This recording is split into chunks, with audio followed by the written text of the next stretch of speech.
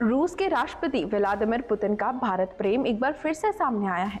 प्रधानमंत्री नरेंद्र मोदी की रूस यात्रा से पहले पुतिन ने बड़ा बयान दिया है। उन्होंने कहा है कि पीएम मोदी से बातचीत के दौरान वे हर बार रूस यूक्रेन युद्ध के मामले को उठाते हैं और अपने विचार व्यक्त करते हैं। हम इसके लिए उनके आभारी हैं और कहा कि हम भी इस युद्ध को शांतिपूर्ण तरीके से हल करना चाहते हैं। इसके साथ ही पुतिन ने भारत की बढ़ती इकोनॉमी और लीडरशिप की तारीफ करते हुए कहा कि भारत के पास दुनिया भर के मामलों को सुलझाने की क्षमता है। ये बात पुतिन ने ब्रिक्स समिट से पहले एक मीडिया ब्रीफिंग में कही है। आपको बता दें कि रूस के कजान शहर में 22-23 अक्टूबर को ब्रिक्स समिट होने वाली है, जिसमें प्रधानमंत्री नरेंद्र मोदी सहित कई देश के हेड ऑफ स्टेट शामिल होंगे। इस समिट के लिए राष्ट्रपति पुतिन ने कहा है कि ब्रिक्स का उद्देश्य कभी भी किसी के खिलाफ होना नहीं था। उन्होंने कहा कि पीएम मोदी ने कहा है कि ब्रिक्स एंटी वेस्ट ग्रुप नहीं है और हम इससे सहमत हैं। वास्तव में ये एक नॉन वेस्ट ग्रुप है जिसमें पश्चिमी देशों के लोग अभी शामिल नहीं हैं। पुतिन ने कहा कि ब्रिक्स के दरवाजे नए सदस्यों के लिए बंद नहीं है। जैसे जैसे समूह विकसित होगा, नॉन मेंबर देशों को भी इसका इकोनॉमिक बेनिफिट मिलेगा।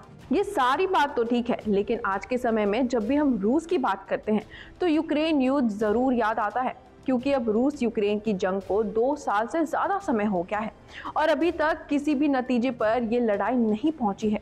हर कोई इस बात को जानना चाहता है कि आखिर इस जंग का परिणाम क्या होगा, कब जंग खत्म होगी।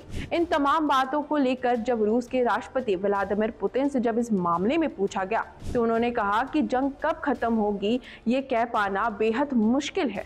यूक्रेन में युद्ध समाप्त करने के लिए कोई समय सीमा निर्धारित करना ठीक है, लेकिन उन्हें यकीन है कि इसमें उनका देश ही जीतेगा।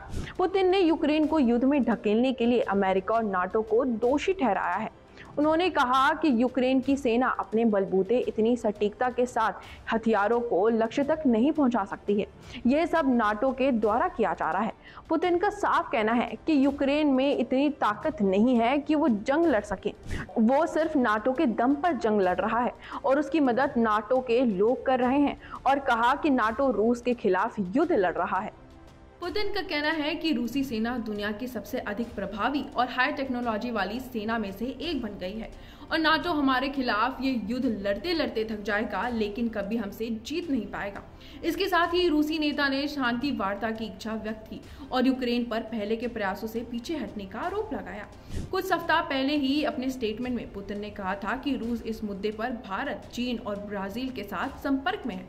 इस वीडियो पर आपकी क्या राय है, हमें कमेंट सेक्शन में जरूर बताइए और सब्सक्राइब कीजिए न्यूज़ कनेक्ट।